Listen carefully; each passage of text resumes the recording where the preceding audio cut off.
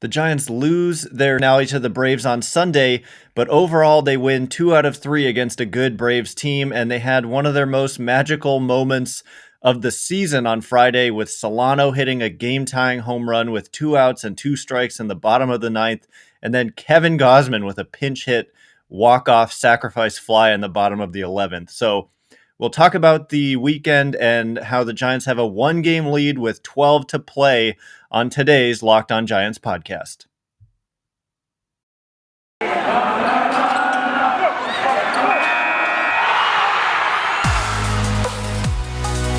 You are Locked On Giants, your daily San Francisco Giants podcast. Part of the Locked On Podcast Network, your team every day.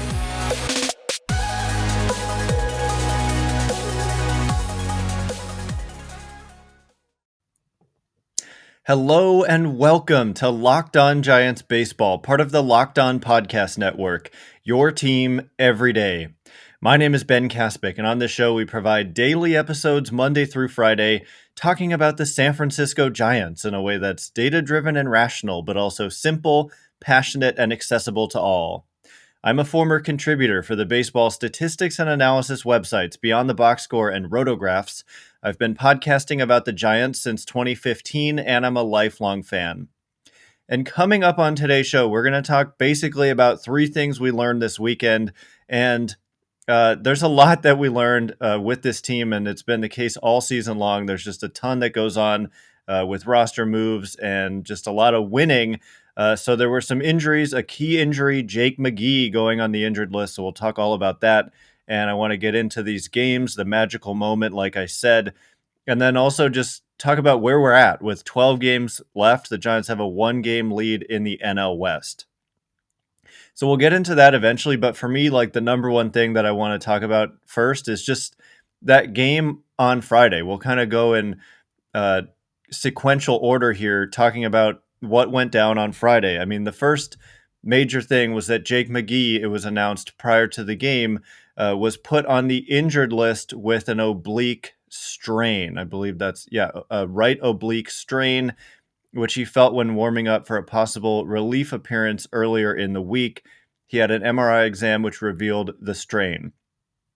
So long story short, McGee was not available, obviously, to close out that game. The Giants had a significant lead. I'm trying to see what, let's see. The Giants led 4-2, and in the the top of the ninth, 4-2 lead, and it was Tyler Rogers and not Jake McGee. And to be fair, I have a ton of faith and confidence in Tyler Rogers, but in this case, he came in and immediately the Braves were just swinging away and whack, whack, whack. They had 3 runs. I mean, Travis d'Arnaud hit a 3-run homer that gave the Braves the lead. And so right away, you're missing Jake McGee. He's been pretty much automatic for a long stretch of the season here.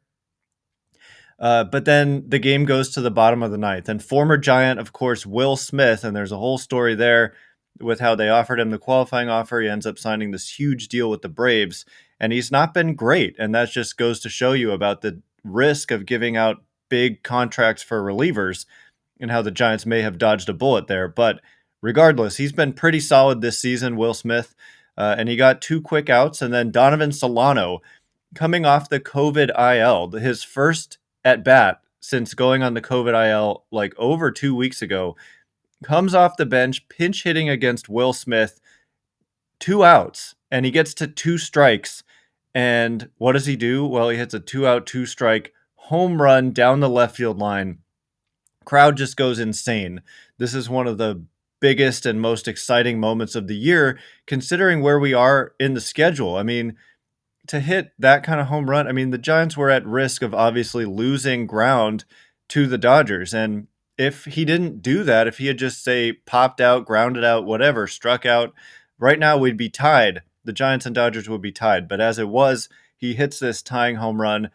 We go to extra innings. And shout out to Milo Doval and Tony Watson for throwing up 2 scoreless innings in extra innings when the Braves and every team gets that automatic runner at second base to start the inning. Well, Watson and Doval did not allow that runner to score. And so the Giants had their chance in the bottom of the 10th, didn't score. And then in the bottom of the 11th, the situation comes up where it's bases loaded and the Giants are out of position players. So they had nobody to go to. It was a pitcher spot. And so who do they choose to send up there? Kevin Gausman.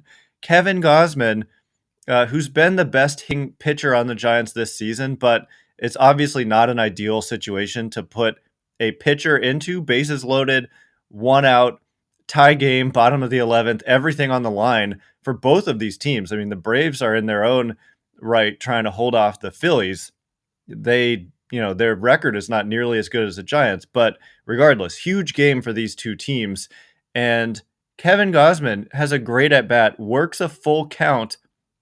The crowd as one just rises to their feet in the full count when it gets to a full count. And we'll talk about his quotes after the game in a second. But basically, what ends up happening, it's obviously a fastball count. And Gausman says he cheats a little bit to the fastball. He's able to lift a medium deep fly ball to right field to Jock Peterson. Brandon Crawford tags up aggressively. It wasn't that deep, but he went. And earlier in the inning, he didn't go on a similarly deep fly ball that I thought he could have scored on. But anyway, Crawford comes in. The throw is just a little bit late. Really nice diving slide by Brandon Crawford. And the Giants win that game 6-5. Kevin Gausman, I mean, the imagery of, him just elated, a huge smile on his face, just unbelievable joy on the face of Kevin Gausman and pretty much everyone on this Giants team. And that's why I'm calling it one of the best wins of the year, if not number one, given where we are in the season with so few games remaining, given how tight this race is, and given just the scenario, tying it with 2 outs and 2 strikes in the bottom of the ninth, and then winning it by having to send your pitcher up there to pinch hit, and he gets the job done. So just unbelievable stuff. Some of the quotes after the game, Gausman said, when it was 3-2 and everybody stood up, it was probably one of the coolest moments of my life. He later went on to say, that was the coolest thing I've ever done in my career. And just the quotes by Logan Webb, who started that game and pitched very well again, which is kind of an afterthought. 7 innings, 9 strikeouts, no walks, 2 runs, just a great start by Webb. Those 2 runs came in the first inning, and that was it for him.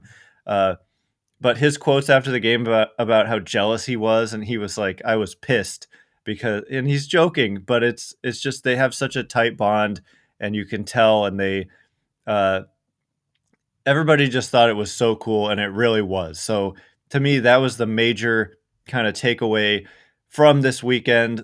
The Giants losing on Sunday kind of leaves a bitter taste in your mouth, but they end up winning 2 out of 3. The Dodgers won 2 out of 3. So at the end of the day, no ground was gained by either team from Friday to Monday. So coming up next, we'll get into all the rest of the activity over the weekend. What the other noteworthy pieces of news that happened for the Giants over the weekend, and eventually I want to talk about the state of this race. Giants with a 1-game lead in the NL West with 12 games remaining for both the Giants and the Dodgers.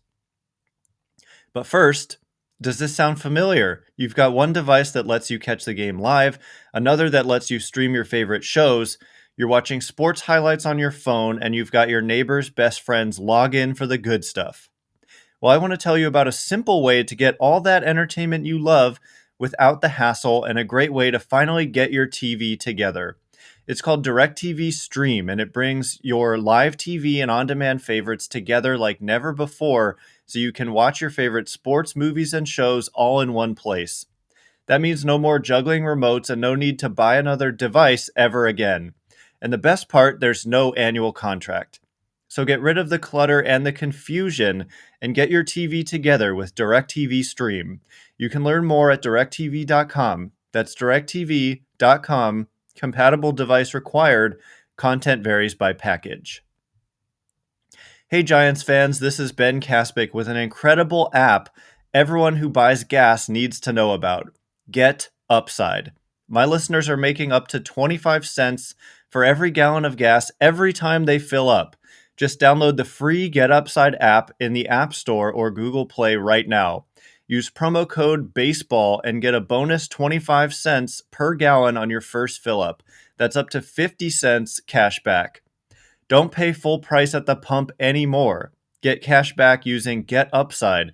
Just download the app for free and use promo code BASEBALL to get up to 50 cents per gallon cash back on your first tank. Some people who drive a lot are making as much as $200 to $300 a month in cash back, and there's no catch. The cash back gets added right to your account. You can cash out anytime to your bank account, PayPal, or an e-gift card for Amazon and other brands. Just download the free Get Upside app and use promo code BASEBALL to get up to 50 cents per gallon cash back on your first tank. That's promo code BASEBALL.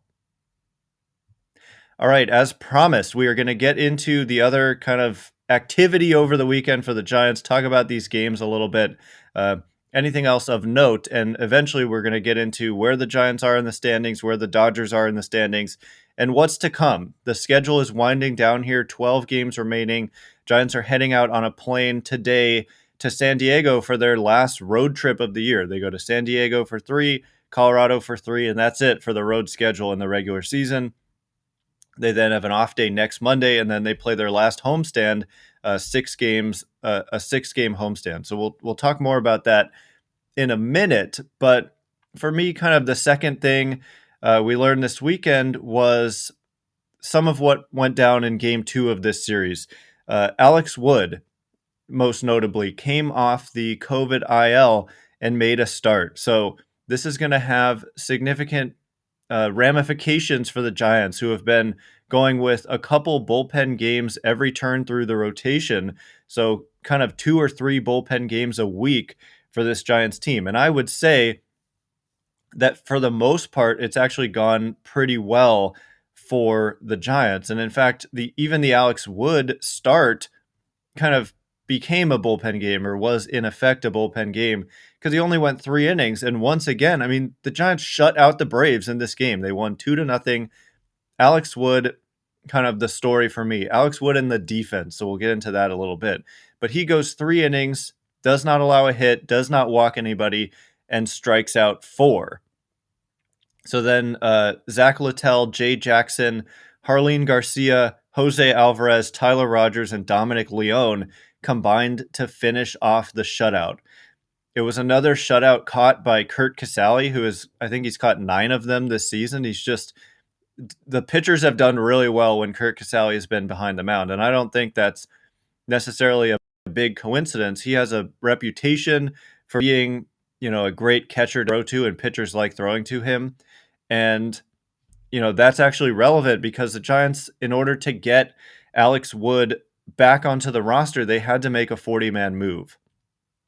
And the reason for this is that when players are placed on the COVID-19 injured list, it removes them from the 40-man roster. And so the Giants, with Solano and Wood on that COVID IL, they had a couple extra 40-man spots, which they used when those players were gone and on the injured list. But when they came back, let's say they filled those 2 spots and the 40-man roster was at 40, then you add 2 players to it and you're at 42. You can't have that. So you have to subtract 2 players from the 40-man roster. And in order to do so, you can't just option guys. You have to DFA guys or put players on the 60-day injured list if, they're eligible, if you want them to not be able to play for 60 days.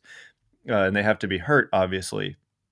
So the Giants didn't have a ton of choices, and so they made a little bit of a major / controversial move. I mean, really, it is a minor move, but a big name someone fans grew to like, Chadwick Tromp, was designated for assignment. And this was simply, like I said, to clear a spot on the 40-man roster. And so there's a few things to say about this. Number one, just because he was DFA'd, and actually he was DFA'd late last year, I think after the season ended, he was DFA'd, or he was non-tendered. He was taken off the 40-man because he was on the 40-man last year because he was like in the major leagues all year. You have to be on the 40-man roster to be in the major leagues.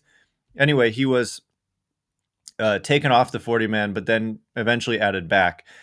But just because he's DFA'd doesn't mean that he's not going to stick around with the Giants. He could clear waivers. The thing is, some other team could claim him right now, and he would have to go onto their 40-man roster. And so, that's a possibility. But if he clears waivers, he could accept a minor league assignment to stick with the Giants. But part of the reason I think that they made this move is because they have multiple catchers ahead of him on the depth chart. They can bring Buster Posey back at the very least via a club option for $22 million for 2022. So they're not going to be in a situation where they have to, find a catcher for next year.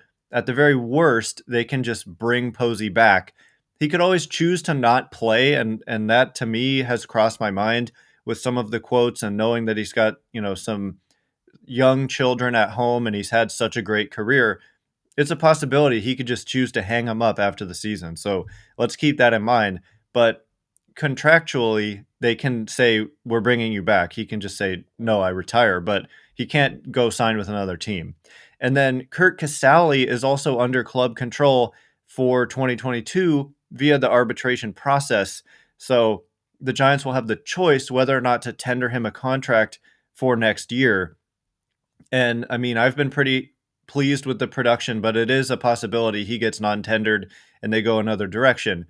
And then, of course, they've got a top prospect in Joey Bart, also on the 40-man roster, and also obviously someone they may want to give some playing time to next year. It doesn't look like it's going to happen this year, but next year he could definitely see some major league action.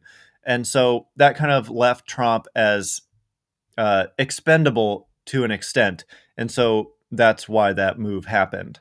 But anyway, so that happened, and then Alex Wood comes off the IL, and it's huge. Just the fact that he's going to be able to fill in that rotation. And so just one bullpen game through the rotation now, with Johnny Cueto still being on the injured list, although there's been some positive progress for Johnny Cueto in recent days.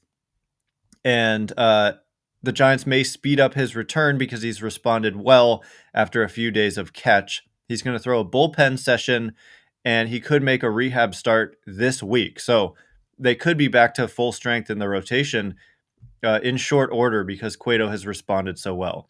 But anyway, it's great to have Alex Wood back. He had a bad bout of COVID, apparently, kind of dodged a question about whether or not he was vaccinated. So, but he does say he was very ill. The Giants' defense in this game on Saturday was spectacular. Brandon Crawford, the MVP chants going again are warranted because he has had such a great season, and a lot of that has been his defense. He has just been spectacular. And doing this, he kind of was declining in every way, and then he's just absolutely rebounded in every way, including on defense. So it's been a joy to watch him all season long. He may win the Gold Glove this year. Gold Glove is not necessarily the best indicator of who's the best defender, but he deserves to win. He arguably is the best defensive shortstop in the National League right now. So great job by him. Steven Duggar kind of robbed a home run. He didn't catch the ball, but he kept it in the park by raising his glove over the wall and kind of getting a glove on the ball and then knocking it back into the field. And that run didn't score. Obviously, the Giants pitched another shutout. And then Tyler Rogers had a nice rebound game. I know there's been a lot of talk over the years that Rogers is like a gimmick pitcher and he's good only because teams haven't seen him and it's a different look. But I don't buy that at all. And this was a good example of that. He goes right back out there against the same team the next day after they knock him around for 3 runs. And he has a quick, easy, clean 1-2-3 inning and lowers his ERA back under 2 to 1.97. So Tyler Rogers gets not nearly enough respect for being how good he is. Dominic Leone saved the game. Love that guy. He's just got such a attack mentality and gets fired up, whether he's a starter, an opener, or a closer. So Leone can pitch in any role, and he's been great. He has a 1.72 ERA on the season. Overall, the Giants bullpen has just been spectacular. So these bullpen games, I don't think it's such a big deal because the bullpen has been so good, and for the most part, it's worked out well. So coming up next, we will talk about the state of these races with the Giants and Dodgers. We'll talk about the upcoming schedule, and where they are in the standings, what the odds are for each team to win the division at this moment in time. So all of that is coming up next. But first, did you know that Built Bar has so many delicious flavors? There's really something for everyone. When you talk to a Built Bar fan, they're definitely passionate about their favorites. If you don't know the Built Bar flavors, you're missing out. Coconut, cherry, raspberry, mint brownie, double chocolate, salted caramel, strawberry, orange, cookies and cream, German chocolate. Want to know what my favorite flavor is? It's hard to choose. I'm going to go salted caramel. I just love that combination, and Built Bar manages to make these bars taste like candy bars, even though they come in with a healthy profile. 17 to 18 grams of protein, which is great for a protein bar. Only 4 to 5 grams of sugar, which is really important to me. I wouldn't be eating a bar that was high in sugar, frankly, but Built Bar amazingly tastes so great with not very much sugar. Go to builtbar.com and use promo code LOCKED15 and you'll get 15% off your next order. Use promo code LOCKED15 for 15% off at builtbar.com. All right, as promised, we are going to talk about the remaining schedules for these two teams, the Giants and Dodgers. We'll talk a little bit about the state of the Padres as the Giants come into town. Right now, Fangraphs lists the Giants' odds of winning the division at 49%, and the Dodgers' odds of winning the division, obviously, at 51%. No other team, the Padres, are eliminated. So it's just one of these two teams, the Giants and Dodgers, is going to win the National League West, and one of the teams is going to host the wild card game. We know that at this point. I've talked on and on about how I think that is quite unfair, how what's looking like for sure going to be the top two teams in all of baseball, not just the NL, but all of baseball, top two teams are going to be in this division. How does, we could do a whole show talking about this topic, but the fact that one of them is going to be subjected to a single elimination playoff game is just not right. And I think the league needs to fix this at some point. What would be the big issue with the Braves and whoever is behind the Braves making the playoffs? The last two, if you just seed the teams based on record, and the Giants currently would be number 1, Dodgers would be number 2, Brewers number 3, and then Cardinals number 4 right now, followed by the Braves. So I say have the Cardinals and Braves play in that wild card game, and you give the top two teams a division series. I mean, you could call it something else if you want. If you have a problem with it being the division series, and yet, whatever, you get what I'm saying. So I don't like that. I never have. I've been talking about this since 2015. When in the NL Central, there were 3 teams that deserved a series, and 2 of them had to be subjected to the wildcard game, a 98-win team and a 97-win team. But to my knowledge, a team with 100-plus wins has never had to play in the wildcard game, and that's what's going to happen this year.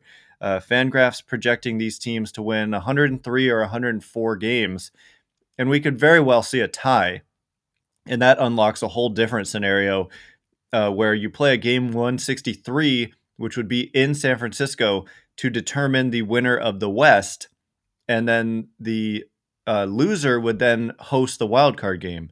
So if the Giants tie the Dodgers, they would potentially have 2 home games and just needing to win 1. And so to me, that's not the worst scenario.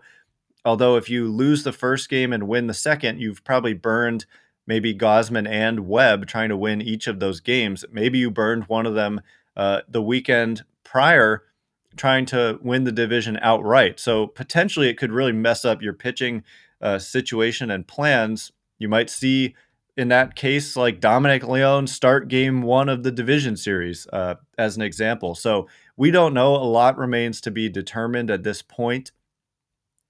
What we do know is the Giants are still clinging to a 1-game lead. They're 97 and 53. They are, they have a really good shot to have the best record in San Francisco Giants history. If they can get to 103, they would match it. 104 would be the San Francisco Giants record. The franchise record is 106. That is looking more and more unlikely. But let's see, the Giants have 12 games left. So to get to 104, they would simply need to go 7-5. 7-5. 7-5. Yeah. It's hard to do math when you're like talking. It's funny how that works. But so that's the state of it. The Dodgers are 96-54. They go to Colorado right now. So I actually noticed this yesterday when I was doing my Spotify Green Room, which we do every Sunday, by the way, that for the next 9 games, the Giants and Dodgers are playing the same teams the same number of times. The Dodgers go to Colorado for 3 after being off on Monday. Both these teams have the same off days coming up, so no more half games. It's the half game thing is done unless there's a rainout at some point. But Colorado for 3 for the Dodgers, then Arizona for 3, followed by an off day, and then San Diego for 3. Whereas the Giants go San Diego, Colorado, Arizona. So they have the same teams that they're facing, a little bit different. The Giants play the D-backs at home. The Dodgers are on the road to play the D-backs, but after the next 9 games, they will have played the same teams the same number of times. And then the only difference is that last series of the year, the Dodgers are home against the Brewers, which is a very tough opponent. So that could be the difference in this race. And the Giants are home against the Padres, a team that has been absolutely reeling for the last month plus. Padres are just in a tailspin as the Giants go in there to San Diego to start a series on Tuesday. Padres, as I said, are eliminated in the NL West. They just got swept on the road by the Cardinals, who have taken over that second wildcard spot. Something to keep in mind. I mean, the Cardinals have a significant lead now in that second wildcard spot. So if the Giants don't win the division, they're likely playing the Cardinals at this point. And that would be a game in San Francisco. But as I have been thinking, I don't want to see that team. I don't want to see Nolan Arenado and Paul Goldschmidt with a chance to eliminate the Giants in a single game. I don't want to see that at all. Those two guys, I mean, I can just easily see them ending the Giants season. Can you imagine? Avoid at all costs. I think over the course of a 5-game series, the Giants' talent would win out against that Cardinals team. So I think best case scenario is the Dodgers have to play the Cardinals. Cardinals find a way to win that wild card game, and then you get to face the Cardinals in the NLDS. I think that would be, obviously the Cardinals a weaker opponent than the Dodgers, and so you would be obviously rooting for the Cardinals to win that game. But anyway, the Padres went into St. Louis and got swept, so they're 3.5 back. So these upcoming games with the Giants are really must-win games for that Padres team. So expect intensity as the Padres and Giants start this series on Tuesday. Coming up tomorrow on our podcast, obviously no game today, so we'll be doing a mailbag. I have some leftover mailbag questions, but I might just put out a new prompt just to get a fresh batch of questions for that mailbag. So you can follow me at Ben Kaspick on Twitter. If you're watching this on YouTube, whoops, wrong hand. This is my Twitter handle at Ben Kaspick. By the way, if you're not watching this on YouTube, these shows are on YouTube, so please check us out there. I really hope you enjoyed today's show. If you like this show, please consider rating it or leaving a review. It helps me out so much, so thank you in advance, and thank you to everyone who's done so already. Can't wait to be with you again tomorrow. Thanks again for listening. You are now Locked On Giants.